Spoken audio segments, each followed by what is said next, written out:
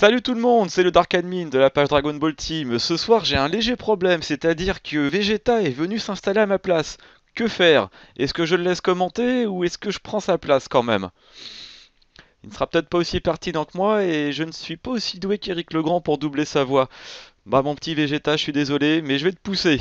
Allez, on vire le tableau. Salut tout le monde, là c'est vraiment moi, c'est le Dark Admin de Dragon Ball Team. Alors ce soir je vais vous présenter la poule H et pour changer un petit peu je vais faire un format où je suis seul plutôt que de donner la réplique à un de mes amis. Et on va inaugurer tout de suite avec le premier personnage de cette poule H qui est tout simplement le commentateur. Alors pourquoi avoir mis le commentateur dans une poule d'un tournoi de Dragon Ball? Tout simplement parce que j'ai fait un tournoi à la popularité et étant donné ce concept, je n'avais pas besoin de trouver le monsieur muscle super puissant, super badass. Et le commentateur, c'est vrai que ce personnage il est quand même présent depuis le début et les origines de Dragon Ball. Il apparaît, j'ai regardé sur internet, depuis le tome 3 de Dragon Ball, c'est-à-dire dans le tout premier Tenkaichi Budokai où l'on voit Son Goku. Il a fait ce tournoi où Goku s'est retrouvé en finale contre Jackie Chun. Il a également fait le tournoi où de nouveau Goku se retrouve contre Tenshin Han. Et le troisième tournoi où Goku, ce coup-ci, affronte Piccolo, ou plutôt Ma Junior, comme il s'appelle plus tard dans Dragon Ball Z, où l'on voit pour la dernière fois ce commentateur, justement dans l'arc-bout. Mais il n'avait pas disparu entre-temps, parce qu'à un moment, il demande à Goku, d'ailleurs un petit peu discrètement comme ça, alors c'est vous qui avez tué Cell, hein? Avouez, ce que c'était un peu nul quand même depuis quelques années avec uniquement Mister Satan, mais il fallait bien qu'il occupe son rôle. Eh bien, à ma gauche, nous avons Mister Satan, et à ma droite, nous avons, je crois que c'était contre Spopovich d'ailleurs, qui s'était fait une demi-finale. Et pour l'instant, si je ne me trompe pas, dans Dragon Ball GT, on ne l'a pas vu, et dans Dragon Ball Super non plus, c'est-à-dire que dans DBS, il est remplacé par un extraterrestre certainement choisi par Champa ou Beerus. Deuxième personnage de cette poule H, nous avons Saishoro, ou plutôt le grand doyen de la planète Namek. Il faut savoir que la planète Namek a été détruite par un grand cataclysme et que seuls deux Namek ont survécu à ce problème climatique, c'est-à-dire lui, le grand doyen Saishoro, qui a recréé toute une population à partir de la ponte de ses œufs, et le deuxième survivant a été envoyé sur Terre, c'est celui que l'on connaît sous le nom de Kami-sama ou de Piccolo, mais son vrai nom ne le connaît pas vraiment. Et le Grand Doyen est quand même un personnage très important, c'est lui qui a permis la création des Dragon Ball. Même si à l'époque de DBZ on pensait que c'était lui vraiment le créateur original, maintenant on sait qu'il existe un dragon dieu qui a créé d'autres choses. Et c'est également grâce à lui que Goku, qu'est-ce que je dis comme bêtise, que Gohan et Krillin ont pu avoir leur potentiel révélé et pouvoir affronter les forces de Freezer en attendant l'arrivée de Goku et de Piccolo. Il a quand même son importance et grâce à lui quand même qu'on a pu avoir pas mal de choses sympas dans Dragon Ball Super. Dragon Ball Z. Oula, à force, DBS, DBZ, on confond un peu. Troisième personnage, nous avons Otoko Suki. Ah, j'ai bien dit son nom pour une fois. Alors, ce personnage, franchement, il me fait marrer. On l'a pas beaucoup vu dans le tournoi Dragon Ball Z. C'est dans le tout dernier d'ailleurs, dans les deux trois épisodes qui restent après la période de contre-bout. Et oui, il faut l'avouer, c'est un homo. Et oui, Otoko signifie homme, Suki veut dire aime. Donc quand on met les deux noms côte à côte, ça fait j'aime les hommes. Ça veut dire ce que ça veut dire.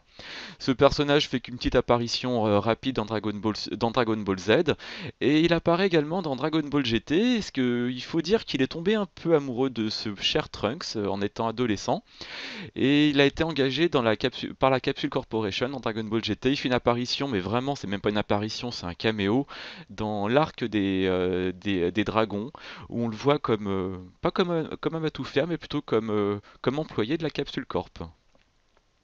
Quatrième combattant. Nous avions Pei-Kwan, ou plutôt, pour ceux qui ont regardé comme moi les VF à l'époque du Club Dorothée, Paul Kwan. Alors ce personnage, pour moi, n'est pas très intéressant en soi, c'est-à-dire pour moi à la base c'est un clone ou presque de Piccolo.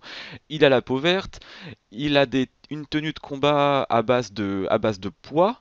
Ça devient également un adversaire de Goku, puis son ami, et on le voit par-ci par-là apparaître. À la base, il a apparu pour la première fois dans le film Fusion d'ailleurs, où il affronte Janemba à côté de Goku. Non, pas la première fois dans le film Fusion, la première fois c'était juste après celle, dans justement un filler où on voit un tournoi intergalactique. Il apparaît ensuite dans le film Fusion et il apparaît également un petit peu plus tard, pendant l'arc Boo, justement, toujours dans des épisodes filler, où un moment quand Goku et Vegeta disparaissent de la Terre et que Boo ne ressent plus leur énergie, il se met à attaquer tous les univers, y compris le royaume des morts, et on le voit apparaître brièvement à ce moment-là, mais sinon, après, dans des BGT... Ah si, dans des BGT, il apparaît, et même régulièrement. Il tient tête à Freezer, il tient tête à Cell. Autant pendant la période des BZ, il avait une puissance, on peut dire, équivalente à Cell. Et dans des BGT, il avait quand même bien monté en puissance. Il avait, on peut dire, une force équivalente à celle de Majin Buu quand même. C'est pas rien. Et le dernier combattant, nous avons le Général Rild, un personnage issu de Dragon Ball GT. Si je ne me trompe pas, c'était un cyborg larbin du docteur Miyu qui servait à protéger la planète M2 pendant que justement le professeur Miyu était en train de concevoir Baby. Et il a donné pas mal de fil à retordre à Goku, Pan et Trunks. Dans sa forme initiale, celle que l'on voit représentée, il a réussi à se faire battre par Goku. Ensuite, il avait le pouvoir d'absorber d'autres éléments métalliques, c'est-à-dire il a absorbé le canon Sigma qui était composé de 3 personnages, et ensuite il a commencé à bouffer toute la partie métallique de la planète M2 pour devenir le général Metal Rildo. Et là, uniquement la combinaison des puissances de Goku, Pan et Trunks ont permis son élimination et sa défaite dans Dragon Ball GT. Et après, on l'a revu un bref instant lors du passage de Super C17 au Royaume des Morts. Ah bah, on a de quoi faire dans cette poule quand même. Alors, je vous révèle immédiatement le classement. Nous avons en dernier Otokusuki, ce qui est un peu dommage, moi je l'aimais bien, il a une bonne tête. Certains sur la page l'ont comparé à Freddie Mercury, mais franchement pour moi c'est une insulte à ce grand chanteur. Il est mort, comme vous le savez certainement, du sida. Et j'ai trouvé ça un peu dégueulasse de comparer ça et de le rapprocher au milieu homosexuel. Je préfère quand même le comparer à un Village People. Il a quand même plus de rapport avec un des leurs. Enfin bon, je fais une petite aparté sur les commentaires que j'ai pu voir. Second, nous avons le General Rild. En même temps, bon, c'est un larbin d'une série qui n'est pas forcément la plus appréciée. Le troisième, nous avons le commentateur, et là, franchement, il s'en est bien sorti. Mais en même temps, contre Otokusuki, j'avais fait un combat gag limite sponsorisé à la Jackie Michel, où j'avais demandé qui est le personnage qui est la plus grosse. Voilà. Bon, j'ai fait le dessin avec mes mains. Je vous laisse imaginer la chose. Le premier qualifié avec 9 points est le grand doyen. J'espère qu'il nous fera de belles choses pour les 32e de finale. Et le premier qualifié est Pekuan. En même temps, bon, perso, c'est pas mon préféré, mais ce n'est pas le cas pour vous. Vous l'avez élu à la notoriété. En même temps, par rapport au personnage qu'il avait dans cette poule, c'est clair que c'était quasiment sûr qu'il gagne cette poule H. Mais dans d'autres poules, à mon avis, il aurait eu plus de mal, surtout s'il était tombé contre Vegeta, contre une fusion, quelque chose comme ça. Enfin bon, il est qualifié pour les 32e aux côtés de Saishoro, ou plutôt le grand doyen. Et comme à chaque vidéo, je vais vous montrer les petits films que j'ai mis de côté pour vous montrer la mort des personnages ou leur défaite dans la série. Alors, qu'est-ce qu'on a de sympa? Ah bah voilà, pile poil, General Rild, lors de sa... Non, c'est pas sa première défaite, là il se prend juste une gauche de la part de Pan, elle l'étale au sol, on a l'impression qu'il souffre, que le combat va être relativement facile. Mais ce n'est que le début encore de Dragon Ball GT, là on a l'impression qu'il va se faire battre en 2-3 mouvements. Et non, la petite Pan l'a juste un peu sonné, histoire de Trunks et Goku ont l'air de se dire mais t'es si forte que ça ma petite? Et ouais, elle est quand même assez puissante la petite Pan. Qu'est-ce qu'on avait d'autre dans les tournois? Ah bah voilà, Otokosuki en train de tenter une approche sur ce pauvre Trunks.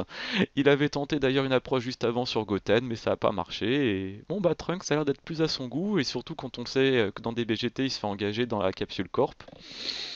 Peut-être que Trunks a des tendances, on n'en dira pas plus. Et le dernier combattant, c'était le commentateur. Bah pareil, il n'a jamais connu de défaite, c'est un commentateur, il ne combat pas, il est là pour le fun. Et j'ai choisi justement le passage un peu sympa où il se moque justement des périodes du tournoi où il n'y avait pas Goku et ses amis, et en demandant à Sangoku si c'était bien lui qui avait tué Cell, ou plutôt son groupe. Dans ce même passage d'ailleurs, on voit qu'il demande à Piccolo s'il vous plaît, ce coup-là, vous ravagez pas tout comme la dernière fois. Donc il a pas peur, ce commentateur, il est relativement courageux. Il avait vu Piccolo dans sa forme démoniaque absolue, où il avait complètement ravagé le stadium d'une Tenkaichi Budokai. Je ne sais plus il y avait eu de victimes à l'époque, mais très certainement avec une dévastation pareille de l'île.